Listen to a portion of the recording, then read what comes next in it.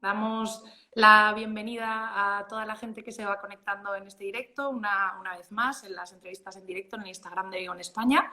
Esta tarde está con nosotros la doctora Almudena Fernández Bravo. Ella es jefa adjunta del Servicio de Rehabilitación del Hospital Fundación Jiménez Díaz. Y bueno, Almudena, para empezar, nos cuentas un poquito de ti, de tu trayectoria. Preséntate a nuestro público. Bueno, pues nada, como dices, yo soy médico rehabilitador. Yo estudié la carrera en Pamplona y la residencia de Medicina Física y Rehabilitación la hice en la Fundación Jiménez Díaz. O sea, que ha sido mi casa desde toda la vida. Y terminé la residencia y pues nada, ya nada más acabar me quedé. Y bueno, pues allí he ido evolucionando hace ya bastantes años, pues te diría que 13, no, 15, 14 años, casi ya se me pasa el tiempo muy rápido. Bueno, pues nada, y luego ya desde hace 5 años pues me hicieron jefa asociada y bueno, pues nada, allí estoy. O sea que has visto dentro de tu propio hospital, has visto toda la evolución del servicio de rehabilitación desde sus inicios. Desde sus inicios, vamos, como yo, cuando hablaba con vosotros alguna vez os dije, cuando yo me quedé allí, vamos, eran tres adjuntos y me quedé yo. Y ahora somos 18, es decir, el crecimiento ha sido brutal y bueno, y la verdad es que es un gusto porque nos han ayudado siempre a crecer y el tener también gente joven, eso nos ha ayudado muchísimo a impulsarnos entre todos, ¿no? Y bueno, pues sí lo he visto crecer, la verdad. Pues yo creo que esa perspectiva nos va a venir muy bien hoy para que nos cuentes un poco toda la historia de la medicina de rehabilitación y bueno, si te parece, vamos a empezar. Antes, por si hay gente nueva que no se ha conectado nunca a estos directos con nosotros, os recordamos que podéis poner vuestros comentarios, vuestras preguntas conforme Almudena vaya hablando y contándonos cosas y al final de la entrevista dejaremos un ratito para que Almudena responda a todas las preguntas que puedan surgir desde el público. En primer lugar, nosotros te queríamos hacer una pregunta que en principio es bastante fácil, pero nos va a llevar a conocer un poquito más de qué va todo esto. Queríamos que nos cuentes en qué consiste la medicina física y rehabilitación y en qué sois especialistas los médicos de esta especialidad. Bueno, pues mira, la especialidad de rehabilitación que es bastante desconocida en general, no solo por la población, sino incluso a veces por nuestros propios compañeros, ¿no? Que no saben muy bien a veces a qué nos dedicamos, se confunde a veces con el papel del fisioterapeuta, ¿no?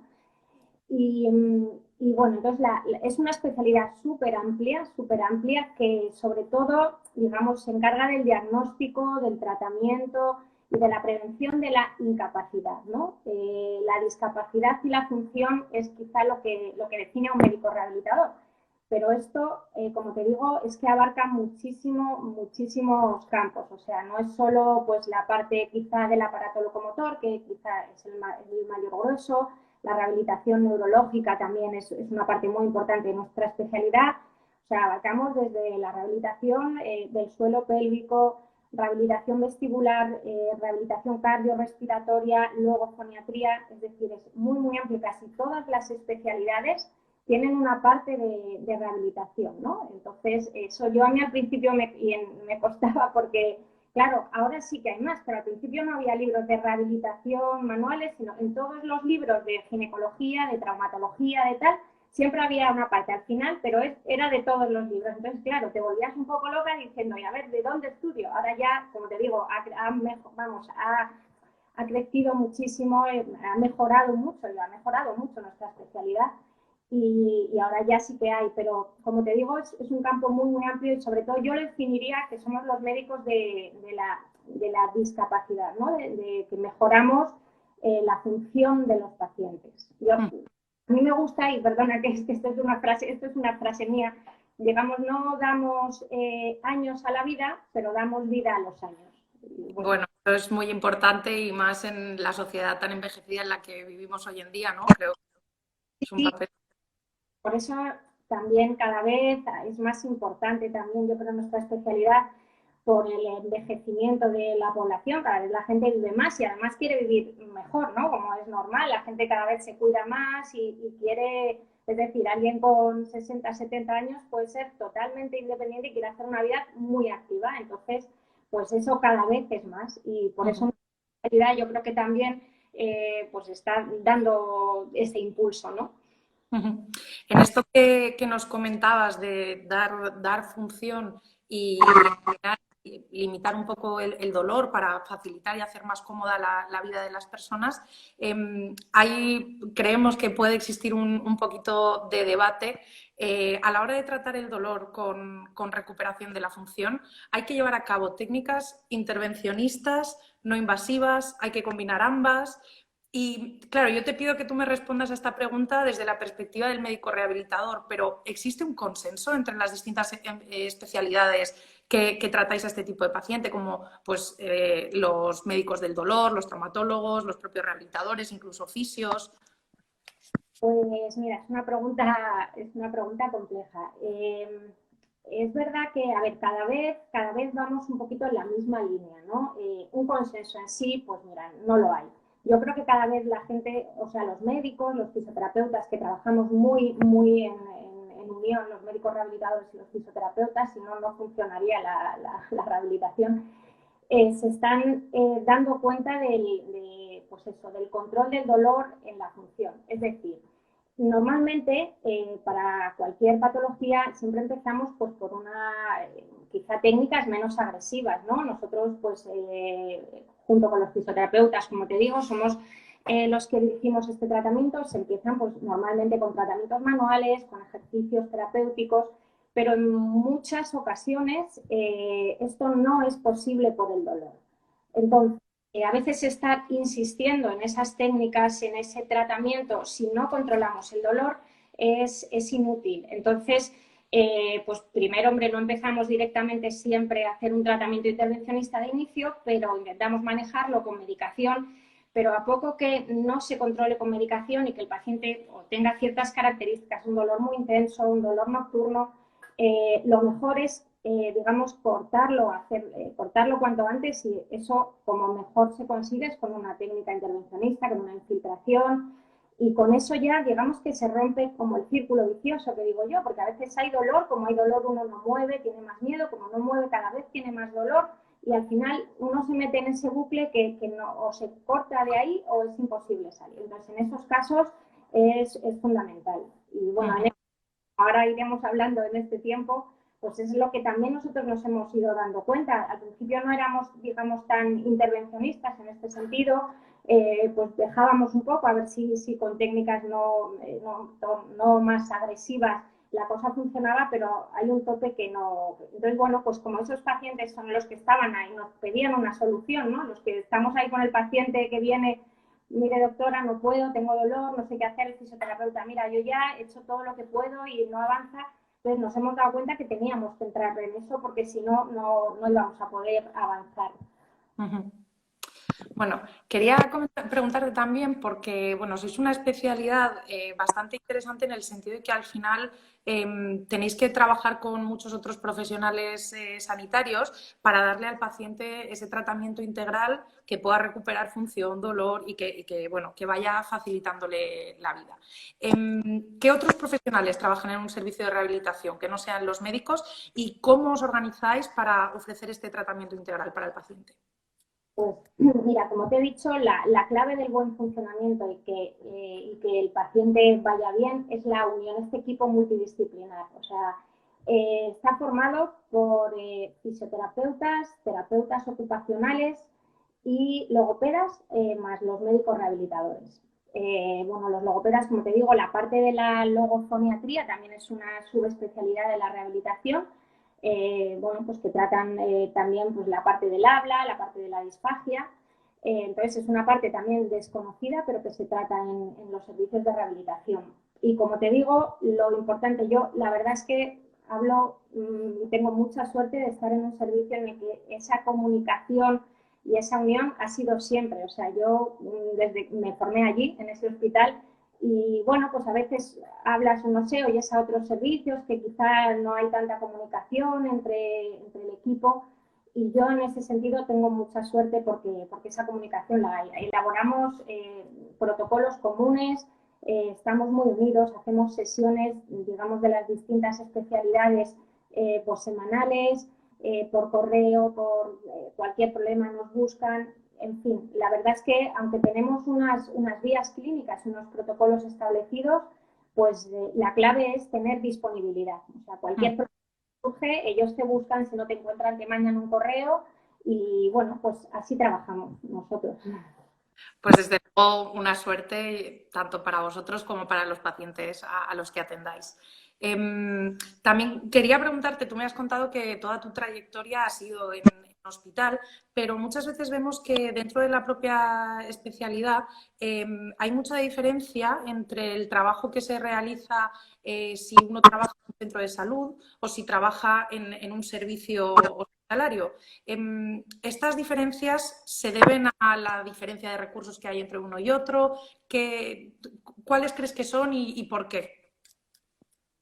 Sí, mira, bueno, yo creo que sí, quizá hay médicos rehabilitadores que trabajen solo en centros de salud, pero yo creo que no es lo más frecuente. O sea, todos hay, yo por ejemplo, hay un día a la semana que paso consulta en un centro de salud, ¿no? Pasamos allí consulta. Entonces, al final la consulta es parecida, pero sí es verdad que, digamos, hay ciertos recursos tecnológicos que allí a lo mejor no van a estar. Por ejemplo, en el hospital nuestro pues tenemos una plataforma de equilibrio, un aparato de una dinamometría isocinética, es decir, quizá la parte más tecnológica suele estar dentro a nivel hospitalario. Y luego, claro, también el ver pacientes hospitalizados, ¿no? que también parte de nuestra actividad es valorar a pacientes que requieren una rehabilitación más o menos urgente, que están ingresados, ¿no? Nosotros en concreto no tenemos planta de hospitalización, hay otros hospitales como el de parapléjicos de Toledo que tienen su planta de hospitalización, pero lo normal es que a nivel hospitalario sí que se vean esos pacientes. Lo que es la consulta, la verdad es que es muy parecida, o sea, da igual que pases en un sitio o en otro, el tipo de pacientes pues es similar, ¿no? Perfecto. Bueno, hablabas ahora efectivamente de tecnología, que eso es lo que puede cambiar un poco vuestra forma de dar atención a los pacientes y vemos que dentro del mundo de la rehabilitación ha surgido, digamos, como una ruptura total hasta la fecha con la aparición de la ecografía. ¿En qué punto estáis, ya no solo en tu hospital, sino dentro de la propia especialidad, a nivel de conocimientos, de uso de las técnicas ecoguiadas? ¿Cómo os han cambiado la forma de trabajar? ¿Qué mejoran? Bueno, pues mira, la ecografía claramente ha sido en nuestra especialidad un punto de inflexión. O sea, yo me crié sin la ecografía, yo aprendí a infiltrar con referencias anatómicas y cuando apareció la ecografía realmente es lo que también ha dado un impulso fundamental en nuestra especialidad. Cada vez, vamos, ya todos los residentes que llegan ya casi no asumen que no haya ecografía, que no haya una consulta de intervencionismo y tal. Yo siempre intento decirles que no se les olvide porque parte de nuestra esencia, o sea, la ecografía nos ayuda mucho, pero nosotros no somos radiólogos, es decir, no lo utilizamos para un diagnóstico puro, sino es una ayuda a nuestra sospecha clínica. Lo primero que tenemos que hacer es seguir pensando, explorando, viendo lo que tiene el paciente y es una ayuda más. Pero claramente desde la parte diagnóstica y sobre todo de la parte de tratamiento, de la parte de infiltraciones, nos ha ayudado muchísimo. Porque como te digo, yo me formé en ecografía y no es que no se pueda hacer con ecografía, sí que es claro que se puede hacer, pero la precisión que te da, la seguridad, el realmente ver, pues mira, sí, realmente donde hay más patologías aquí voy a dirigir ahí la infiltración. Esto nos ha ayudado muchísimo. Pero es verdad que hace falta mucha formación cada vez, ya te digo, desde hace unos años, yo creo que fue más o menos desde el año 2010 cuando empezó a desarrollarse, ¿no? O sea que ya son 10 años y bueno, pues cada vez más hospitales se están dando cuenta además de que tienen mucho beneficio, ¿no? Porque realmente eres mucho más eficaz. Si empiezas haciendo una infiltración, probablemente con más precisión si lo haces con ecografía, Y, pues bueno, cada vez se van dando cuenta de la importancia de esto. Pero falta, vamos, yo por residentes, que algún residente que ha venido a rotar de otros hospitales, pues bueno, y también a lo mejor en hospitales más pequeños, comarcales, pues queda, pues falta todavía y falta formación, porque tampoco es fácil, ¿eh? Es decir, hace falta estudiar mucho, hace falta formarse mucho, esto tampoco llega así de la noche a la mañana, ¿no? Claro. Eh, hay que formarse y hay que estudiar, eso está claro. Hablabas de que las técnicas ecoguiadas permiten pues, un nivel de eficiencia mucho mayor. Entiendo que esto, a nivel de gestión, para ese tipo de hospitales que a lo mejor todavía no han podido acceder en los servicios de rehabilitación a un ecógrafo, ¿esa eficiencia ahorra también costes? Pues, pues sí, sí que pues lo que te digo, es decir, tú puedes estar, tienes un paciente, te voy a poner un ejemplo, ¿no? Alguien que tiene un dolor de hombro, entonces puedes empezar un tratamiento de fisioterapia y bueno, no va. Si tú tienes la capacidad de tener un diagnóstico de sospecha que lo tienes y confirmar ese diagnóstico rápido, te va a evitar quizá, o sea, antes ¿qué hacíamos? Pues en muchos casos tú sospechabas algo, pero a lo mejor pedías una ecografía que tardaban un tiempo en hacértelo, desde que llegaba el resultado.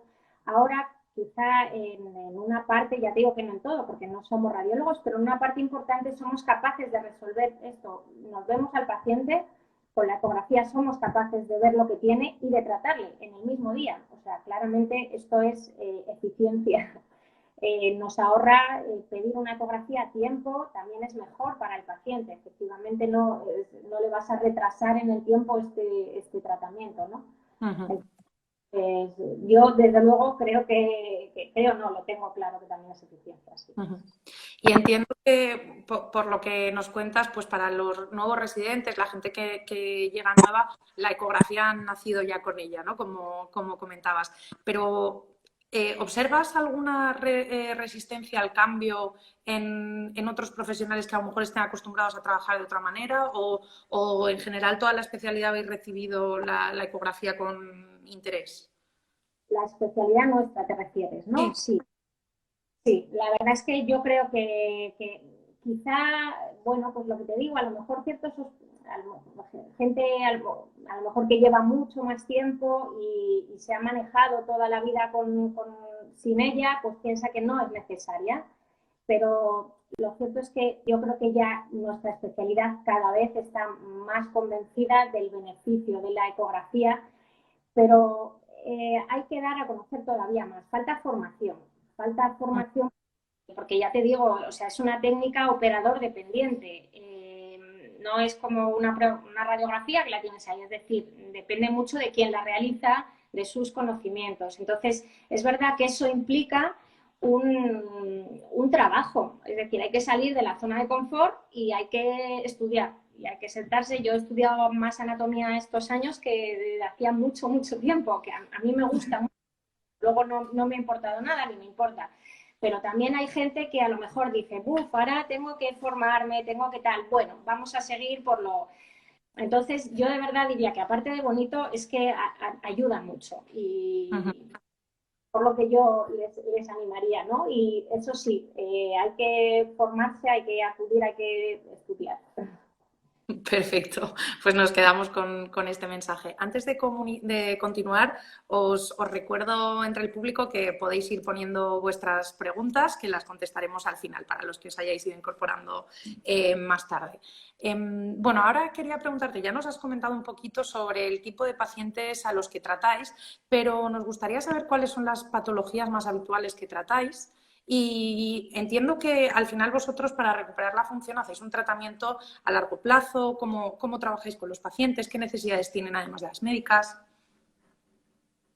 Vale, pues bueno, como te digo,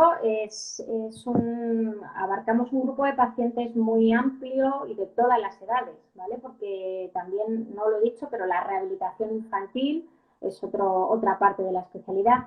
El grueso sí que es, digamos, la rehabilitación neurológica, bueno, pues quizá en pacientes tras un ictus, por poneros un ejemplo, Y la patología musculoesquelética por su gran prevalencia, es que es una patología muy, muy prevalente.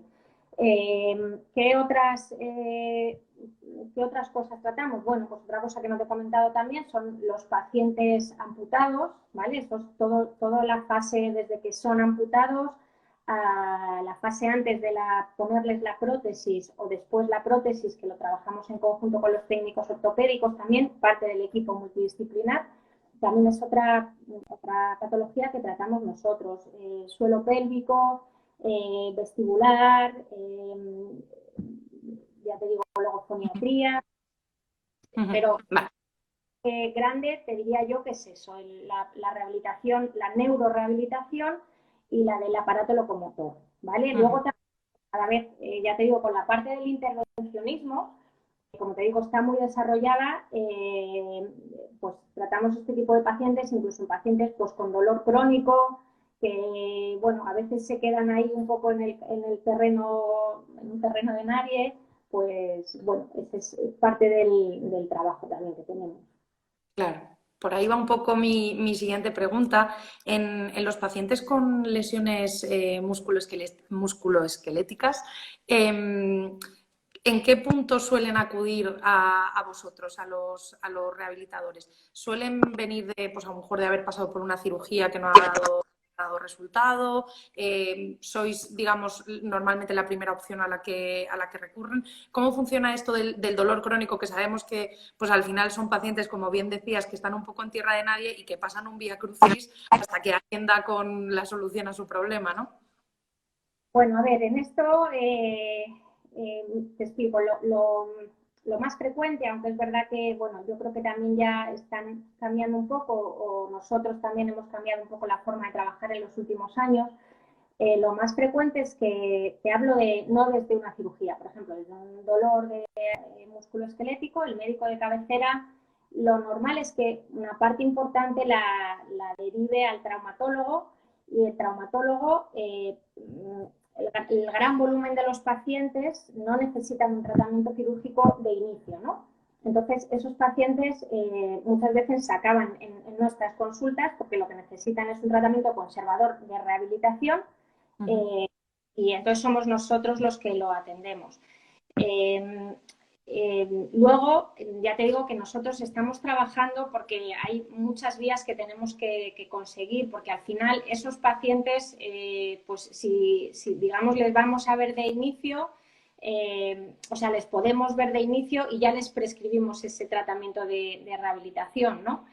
Pero bueno, el esquema general es este. Hay otras unidades en las que el médico rehabilitador sí que está, digamos, haciendo el filtro, es la primera persona en las que ve este tipo de patología, y como, digamos, tenemos un amplio abanico de recursos porque, bueno, pues tenemos, como trabajamos en conjunto con los fisioterapeutas, la parte del tratamiento de fisioterapia, la parte de infiltraciones.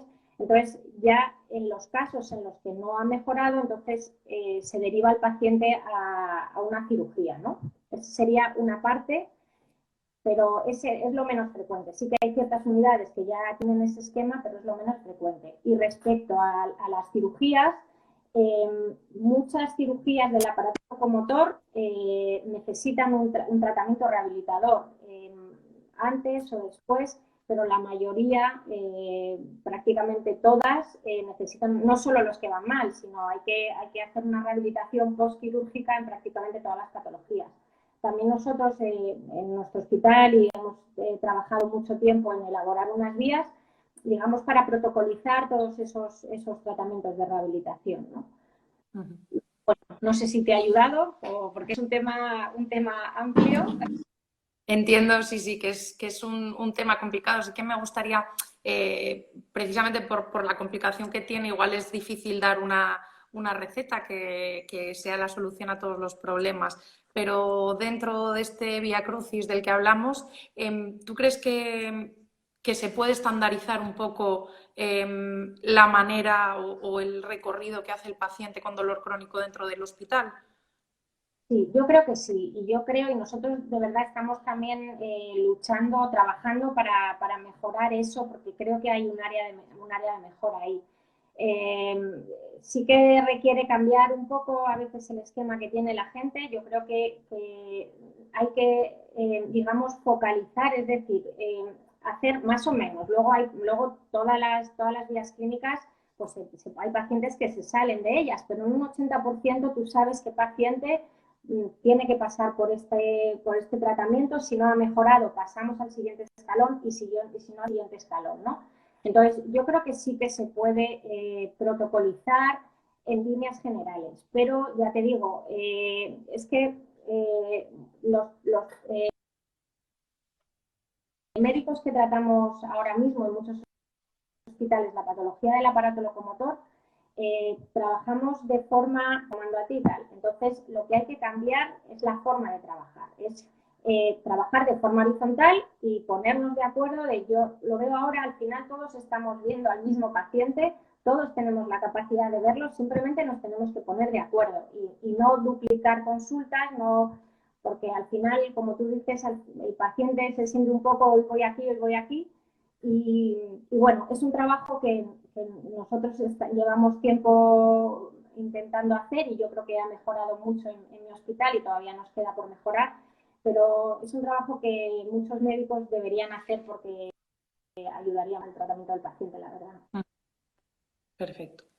Bueno, eh, ahora que quería preguntarte un poquito sobre, tú nos has hablado al principio de la entrevista y nos comentabas que cuando tú estabas empezando, para encontrar información sobre tu especialidad tenías que recurrir a diferentes libros de otras especialidades para ir recopilando toda la información. Hoy en día, ¿puedes recomendar pues, a la gente que ahora mismo está estudiando o incluso a hospitales en los que las unidades de rehabilitación intervencionista puedan estar surgiendo ahora mismo, no estén ya formadas? ¿Dónde pueden encontrar la información para saber, lo primero, pues cómo organizarse, qué necesidades tienen en el servicio, cómo trabajar? A nivel de intervencionismo te refieres, ¿no? Pues ya es verdad que al principio era difícil, ahora sí que ya hay libros específicos, muchos libros de rehabilitación intervencionista, de ecografía, ya hay mucho material, hay muchos cursos muy buenos que yo recomiendo que hay que hacer, porque aunque luego es necesario estudiar, pero sí que creo que es necesario tener una buena base y de ahí ya es estudiar y ponerte con ello, ¿no? Y luego, pues bueno, ir a algún sitio a aprender siempre ayuda sobre todo a quitarte el miedo, porque lo que nos pasa, creo, o puede pasar, o gente que viene a aprender y tal, a veces es un poco, es algo que quizá no hemos estado acostumbrados y a veces da un poco más de respeto, ¿no? Entonces ver que es sencillo, que esto es ir empezando y no tiene mucho más misterio, hace falta práctica, hace falta mano, hace falta estudiar, como digo, pero es quitar el miedo, básicamente. Entonces, pues libros hay muchos, cursos hay muchos y por lo menos eso, ir a aprender a una temporada, a ver a alguien que realmente tenga experiencia, pues para decir, bueno, pues si él lo hace yo también puedo hacerlo, ¿no? Escoger esa confianza y que no pasa nada y que va bien además. Y a nivel de recursos, ¿qué es indispensable en una unidad de rehabilitación intervencionista? Bueno, pues es indispensable bueno, pues los ecógrafos, un buen ecógrafo, el material de agujas también es muy importante porque, bueno, eh, quizá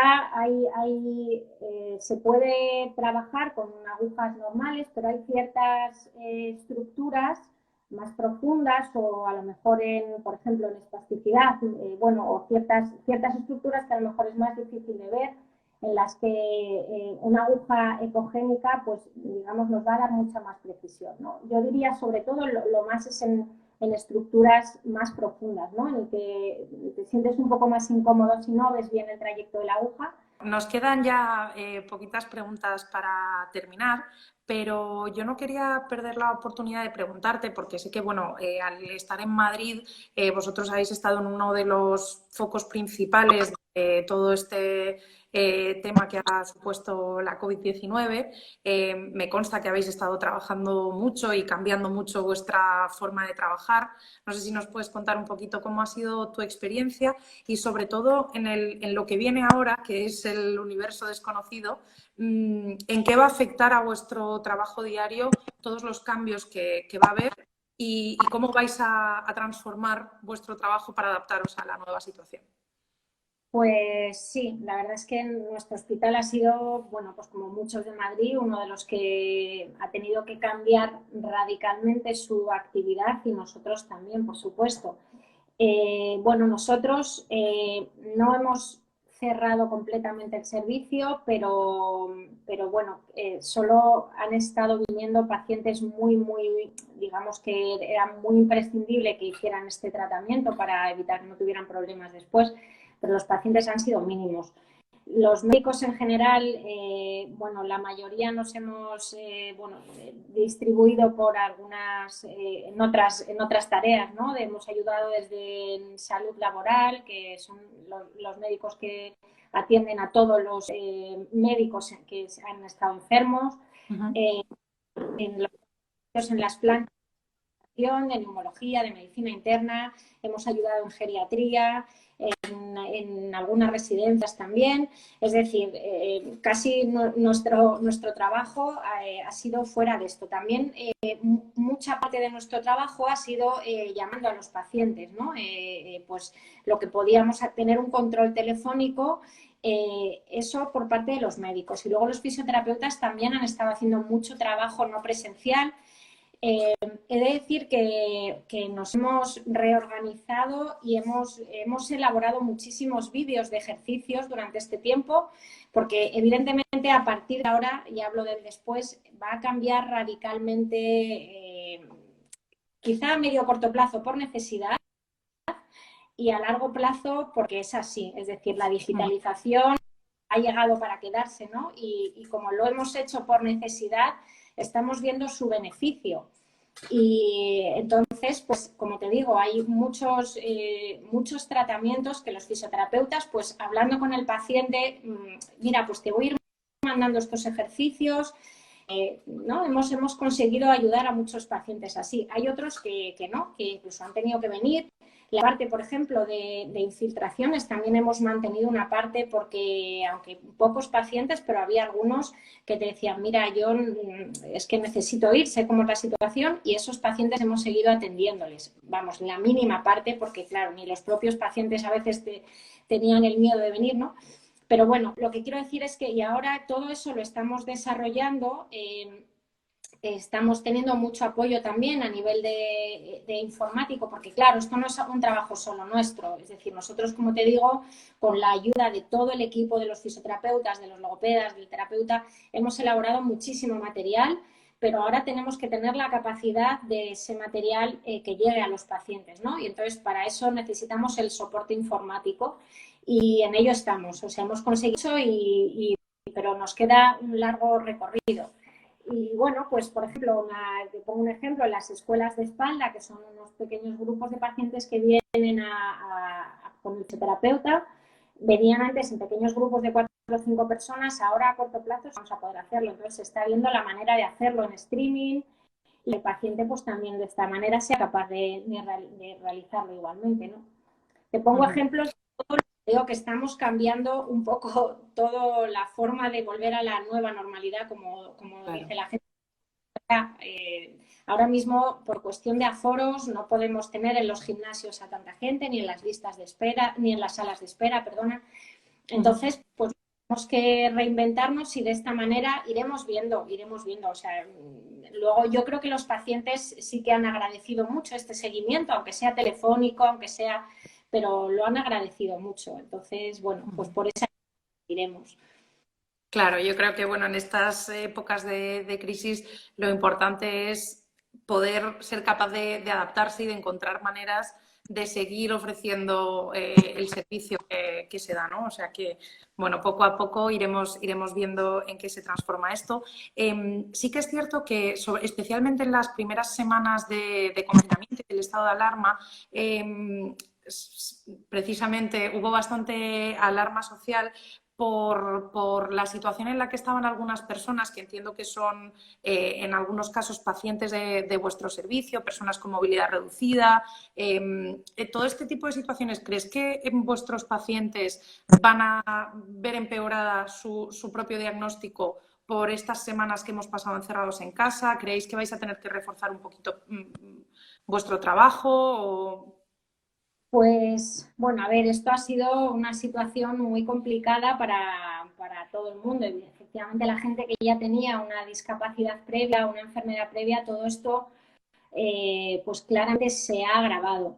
También es verdad que hay gente que como tampoco ha podido salir fuera, yo por gente que he ido llamando decía, mira, este dolor se me ha quitado porque como al final tampoco he podido ni andar por ahí ni tal, es lo menos frecuente. Pero bueno, a ver, sí que creo que ahora la vuelta va a ser un poquito complicada porque ha habido gente que incluso ha tenido con patologías, ha tenido miedo de venir.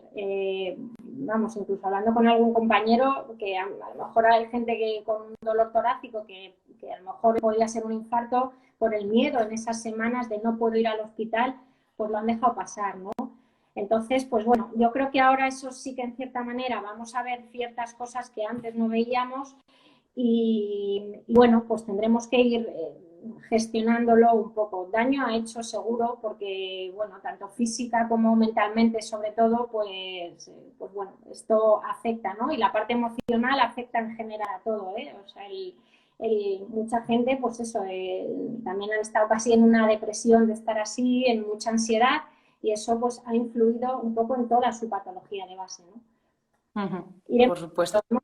A retomar la actividad esta semana, poco a poco y bueno, pues con muchas medidas de, pues eso, de seguridad, todo lo que nos han ido diciendo pues los servicios de preventiva y de salud laboral y eso pues también hemos tenido que reorganizar un poco, estamos reorganizando la forma de incorporarnos a todo esto. Bueno, pues poco a poco iremos viendo a qué nos lleva esta nueva normalidad que comentábamos desde aquí. Nosotros queremos aprovechar pues a ti que te tenemos delante, pero a todos los profesionales que habéis estado ahí al pie del cañón, pues daros las gracias y la enhorabuena por la labor que habéis hecho, enorme. Así que, bueno. Lo hacemos con gusto porque, bueno, para esto es lo que nos gusta, ¿no? Y, bueno, es verdad que ha sido durillo, ¿eh? Han sido unas semanas duras, pero bueno, ahora hay que retomarlo poco a poco y verlo con esperanza. Fenomenal. Pues mira, precisamente sobre el futuro que viene, queríamos hacerte nuestra última pregunta, aunque luego hay alguna que ha quedado por ahí del público, y es precisamente hacia dónde crees que va el futuro de la especialidad, hacia las técnicas mínimamente invasivas, la transversalidad con otras unidades, como por ejemplo la unidad del dolor que hablábamos antes, va a cambiar el arsenal terapéutico, va a mejorar la ultrasonografía. ¿Por dónde crees que vais a evolucionar? Pues mira, creo que la parte intervencionista y tecnológica va a ser nuestro futuro, ¿no? Porque ya, como te digo, cada vez está calando más el beneficio de este uso en nuestra especialidad. Y también pienso que creo yo que tiene que cambiar un poco ese esquema, eso que te digo de forma paralela, tal. Tenemos que trabajar en conjunto. Yo creo al final lo que tenemos que hacer es unidades multidisciplinares en las que el médico rehabilitador esté ahí incluida, pues eso, de aparato locomotor, neurología, en fin, la idea es que sean unidades multidisciplinares en las que pues trabajemos en conjunto tanto los fisioterapeutas como un traumatólogo, como un rehabilitador, cada uno en su parte, ¿no? Pero yo confío y espero que sea la forma de trabajar. Y luego eso, tecnológica y de la ecografía pues también ha llegado para quedarse y bueno, los residentes vienen con muchísimas ganas y nada, entonces eso estoy segura de que es el futuro, sí. Fenomenal. Una pregunta respecto a esto que nos hablas de las unidades multidisciplinares, que es súper interesante. ¿Conoces algún caso de éxito que esté ya en marcha en hospitales, que esté dando buenos resultados?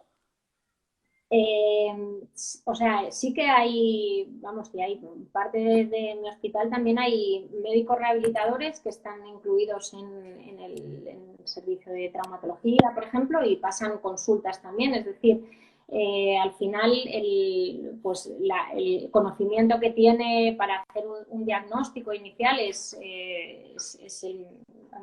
el mismo o tiene la misma capacidad. Entonces, ya te digo que a nivel de mi hospital sí que se está desarrollando ya con muy buenos resultados, y estoy segura que en otros hospitales también se está haciendo. Sé que hay unidades de aparato locomotor también, en el Ramón y Cajal es un compañero mío el que también lo montó, y a él le derivan también en aparato locomotor los pacientes directamente a su unidad, ¿no? Que está formado por operadores y trabaja en conjunto, y con esto lo va derivando, ¿no? Pues bueno, yo creo que esto es muy interesante. Ahora vamos a dar paso a las preguntas que nos han ido haciendo. Yo creo que esta ya la has respondido, pero te lo voy a hacer en todo caso por respeto a la persona que lo ha preguntado, por si quieres apuntar alguna cosa más. Y es, ¿cómo os organizáis con los otros servicios que también tratan el dolor en el hospital? Anestesia, traumatología, etcétera. Pues sí, bueno, algo te he explicado, pero es verdad que es complejo. Pues mira, lo que estamos haciendo, hemos hecho muchas vías clínicas en común. Estamos también en un grupo de aparato locomotor. Te hablo de aparato locomotor porque, como te digo, es la patología que más prevalencia tiene, y bueno, la que al final tratamos también pues los anestesistas, los traumatólogos. Entonces, hay muchas vías clínicas que hemos elaborado en conjunto. Ahora también nosotros estamos trabajando con la unidad del dolor también para organizarlo, ¿no? Para ver qué patologías, digamos, cuándo los vemos nosotros, cuándo los ven ellos.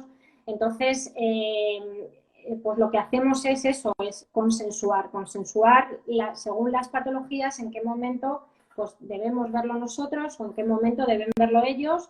Y bueno, esa es la forma de... No sé si, no creo que en todos los hospitales, porque ya te digo, yo creo que en muchos sitios todavía no está esa forma de dar, pero nosotros estamos luchando para conseguir eso, ¿no? Porque de verdad que nos ayuda tanto a los pacientes como a los propios médicos. Pues ojalá vaya por ahí un poco la vía de evolución en distintos hospitales. Nos preguntan también sobre el tema que has hablado, ¿no? Tú decías, a corto plazo hemos tenido que adaptarnos a la era digital por lo que teníamos encima, pero a largo plazo vemos que puede ser una herramienta interesante. Y nos preguntan, ¿crees que se puede utilizar la comunicación a distancia para la formación, como por ejemplo para exponer casos clínicos entre profesionales? Pues sí, vamos, lo tengo claro, y sobre todo más a partir de ahora. Yo, bueno, empezando por mis hijos, que he tenido que adaptarme también a sus clases. Todo un reto, ¿eh? Todo un reto. Ellos pobres también, porque ya te digo, si pueden unos niños de 18, pues seguro que pueden. Pero sí que todas las reuniones que hemos estado teniendo han sido por esta vía. Entonces, hay una parte que yo estoy convencida de que sí, que además es mejor, porque nos va a permitir, o sea, tenemos una vida todos pues muy ajetreada, muy liada, con muchos compromisos. Entonces, si hay una parte de la formación que se hace de forma digital, va a ayudar mucho a facilitar eso, ¿no? Luego, en el caso pienso en la formación de ecografía o de intervencionismo, que sí que habrá una parte que sea necesario hacer presencial. Pero bueno, claramente yo creo que esto tiene que acabar así, o sea, que no sea todo ir a un curso, que sea solo ir allí, estar tal. Creo que al final esto tiene que, yo estoy convencida y pienso que es mejor que sea así, de forma digital o combinado. Perfecto. También nos han preguntado cuál es vuestro papel, el de los rehabilitadores, en el tema del dolor oncológico. ¿Lo tratáis vosotros? Pues, a ver, en el dolor oncológico agudo, ahí nosotros no jugamos tanto. Sí que es verdad que es otra unidad, por ejemplo, que no he nombrado, está bien.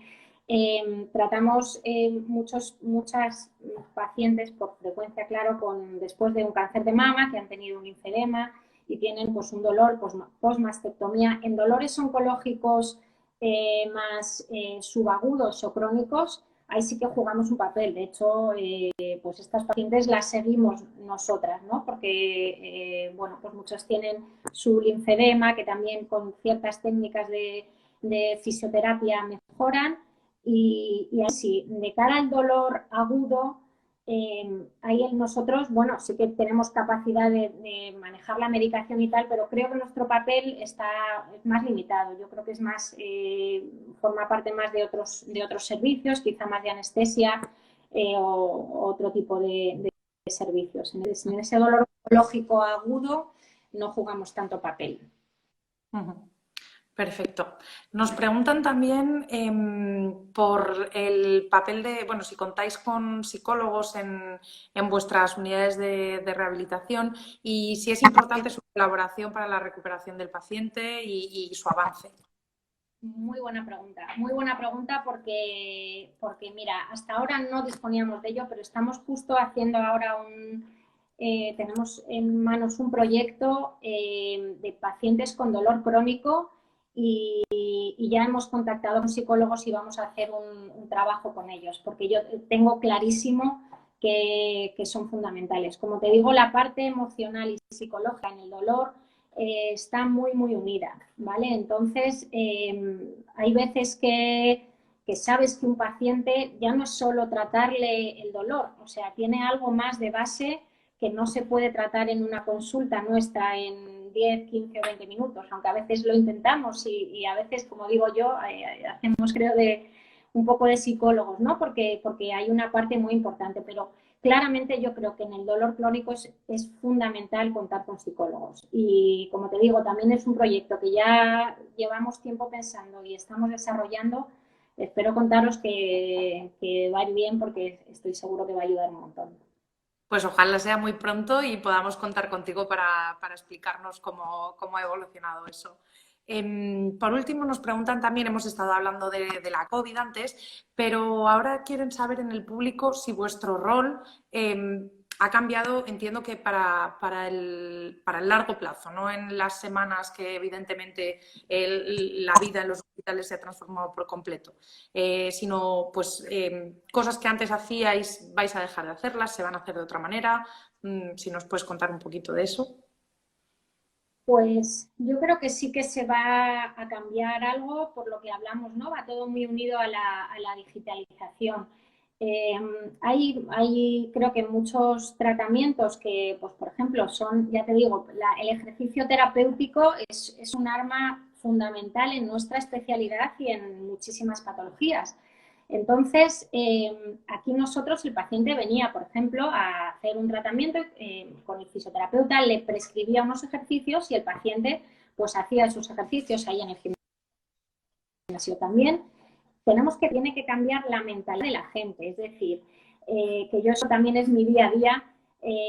La rehabilitación no es solo venir, estar un tiempo y luego ya me voy a mi casa y no hago nada. Entonces, esa parte de ejercicio terapéutico, eso se va a poder enviar con vídeos, es decir, hacer sesiones no presenciales, siempre controlados, es decir, pues que el fisioterapeuta le envía ese material o incluso a veces automatizar hay ciertas patologías, por ejemplo, de una prótesis de rodilla se sabe que el paciente tiene que hacer este tipo de ejercicios o este tipo. Entonces, directamente un paciente operado se le envía este tipo de ejercicios, de material, tanto informativo como.